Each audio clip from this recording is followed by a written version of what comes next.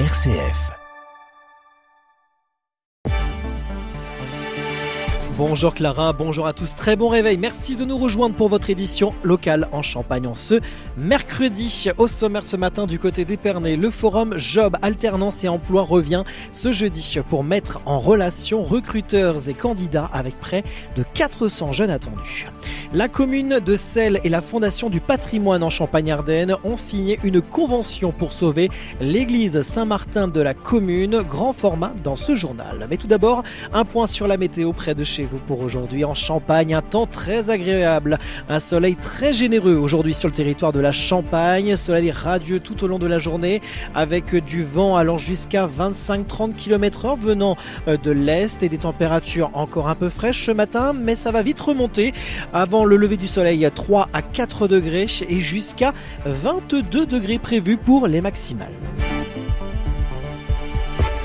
RCF Cœur de Champagne, le journal Christopher Fausten. Ce jeudi, le Palais des Fêtes d'Épernay s'apprête à accueillir une nouvelle édition du Forum Job, Alternance et Emploi. Rendez-vous désormais bien installé, bien ancré dans le paysage local, porté par la municipalité et ses partenaires pour accompagner les jeunes, mais pas seulement. Yuri Philippe, adjoint à la mairie d'Épernay en charge de la jeunesse et du numérique. Public cible historique qui est, on va dire, entre les 16-30 ans, avec des jeunes qui sont scolarisés plutôt en fin de parcours dans des CAP, des BEP, ou bien qui ont eu le bac, et puis quelques jeunes de moins de 18 ans, des jeunes qui peuvent rechercher une alternance, des jeunes qui peuvent rechercher un emploi, ou parfois des primo-arrivants, des gens qui sont en chantier d'insertion ou sur d'autres dispositifs de l'emploi, tels que peuvent les connaître notamment les missions locales. Un forum qui se veut accessible et concret avec des opportunités à saisir immédiatement.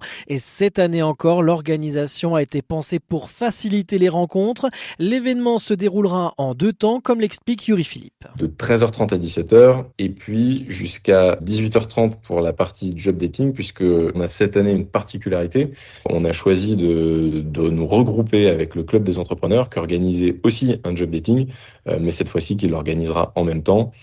C'est un événement qui mobilise parmi les milieux économiques, on va dire une centaine de partenaires, à la fois de l'emploi, aussi de l'insertion et de l'orientation, dont en gros une vingtaine d'organismes de formation, une cinquantaine de recruteurs et partenaires autour de l'info, de l'engagement, de l'accompagnement, de la mobilité et du logement, parce que ça fait partie des freins qu'on peut voir pour certains, notamment la question du logement et la question des mobilités dans l'accession à l'emploi, et donc ça fait partie des choses sur lesquelles on travaille. Chaque année, plusieurs centaines de jeunes bénéficient notamment du dispositif Passeport Emploi, qui permet en fait d'aller chercher le jeune à l'entrée du parcours et susciter un peu leur curiosité. Chaque jeune, en gros, est accueilli par un conseiller, et donc en gros, on propose de le guider en fonction des projets quand il se présente. Et à chaque fois, donc, on lui remet ce qu'on appelle un petit passeport, et puis il aura un certain nombre de tampons sur son passeport en fonction du nombre d'échanges qu'il a avec les entreprises et les structures qui lui auront été conseillées. Et une fois qu'il a fait valider donc ces passages avec ces tampons, on avait aussi la volonté de soutenir l'accès à la culture, et donc on leur offre à l'issue une place de cinéma au Palace. Un rendez-vous concret pour décrocher un job, une alternance ou affiner son projet professionnel. Le Forum Job, Alternance et Emploi, c'est ce jeudi 9 avril à partir de 13h30 au Palais des Fêtes d'Épernay. Toutes les informations sont à retrouver sur le site epernay.fr. Mercredi 1er avril, la commune de Selles et la Fondation du patrimoine en Champagne-Ardenne ont signé une convention pour sauver l'église Saint-Martin de Selles. Objectif fixé, collecter 25 000 € de dons. Le maire Stéphane Blaise, nouvellement élu lors des élections municipales le 15 mars dernier, revient sur la genèse de ce projet. En fait, en 2023, il y a eu de fortes pluies qui ont mis en avant les dégradations dans l'église. Des dégradations qu'on s'entend en arrière, puisque les dégradations datent de 14-18. L'église a été bombardée et elle a subi le feu. Et puis, ils ont reconstruit avec les moyens de l'époque, les matériaux de l'époque. Et aujourd'hui, on va en payer le prix fort.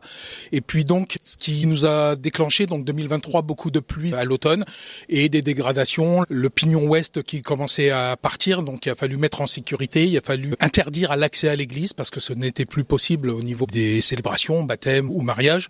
Et donc, c'est parti comme ça. On a demandé un diagnostic à Rodolphe Gissinger et son cabinet d'architectes. Et puis voilà, tout est parti de cet événement-là pour la genèse.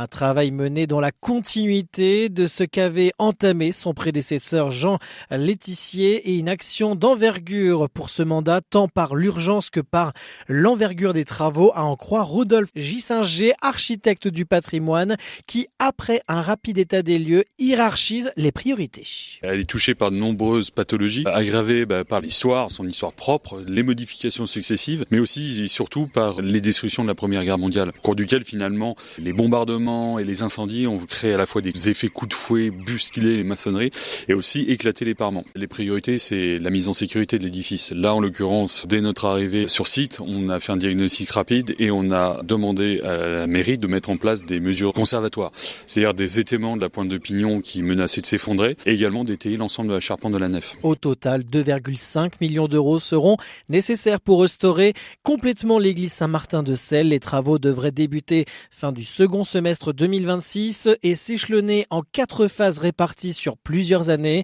Pendant tout ce temps, Celles pourra compter sur le soutien de la Fondation du patrimoine en Champagne-Ardenne, représentée par son chargé de mission Bernard Deloriston. Alors, le mode d'accompagnement, c'est l'appel aux dons. Donc, on vient de signer la convention de collecte de dons avec la commune. Donc, ça y est, tous ceux qui veulent donner, contribuer à la restauration de l'église peuvent. Donc, ils font un don à la Fondation du patrimoine au profit de l'église de Celles, bien le notifier sur le chèque si c'est par chèque.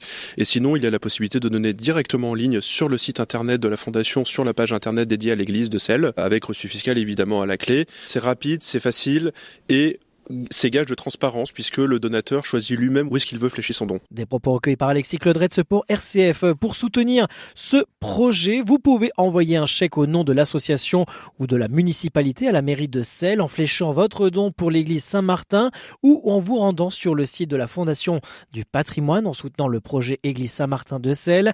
Les collectivités sensibles à la sauvegarde du patrimoine prennent part aussi à ces travaux, comme l'ont souligné Arnaud Robinet, président du Grand Rhin, Jean-Marc Rose, président du conseil départemental de la Marne, et le sénateur Cédric Chevalier qui représentait le président de la région Grand Est Franck Leroy.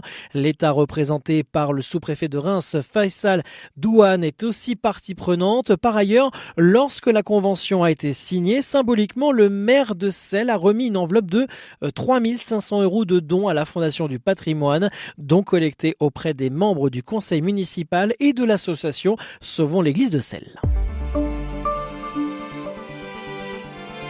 Au diocèse de Châlons, la récollection annuelle des équipes du Rosaire se tiendra ce jeudi 9 avril du côté de Vitry-le-François au programme prière enseignement du frère dominicain François-Dominique Charles, messe et échange. Plus d'infos en podcast sur notre site rcf.fr. Le président du conseil départemental de la Haute-Marne, Nicolas Lacroix, s'oppose à la fermeture des centres d'apprentissage de Chaumont et Saint-Dizier gérés par Almea Formation Interpro, dénonçant une décision inacceptable. Pour rappel, le groupe fait face à un déficit de 2,2 millions d'euros et annonce une réorganisation dans la Haute-Marne, mais aussi dans l'Aube avec la fermeture de la formation maintenance vélo, externalisation du plateau boucherie et ouverture d'une filière traitement de l'eau. L'objectif, préserver l'accès à la formation malgré tout en adaptant l'offre aux besoins locaux. Toujours dans l'Aube, 248 chefs d'entreprise ont perdu leur activité en 2025, soit plus 5,1%, surtout dans la construction et l'immobilier. La situation reste contrastée dans le Grand Est. Et en parlant du Grand Est, le plan 50 000 solutions renforce l'accompagnement scolaire et médico-social. Depuis 2024, plus de 6 000 solutions ont été déployées pour un budget de 48,7 millions d'euros. Une web-série départementale illustre ces initiatives.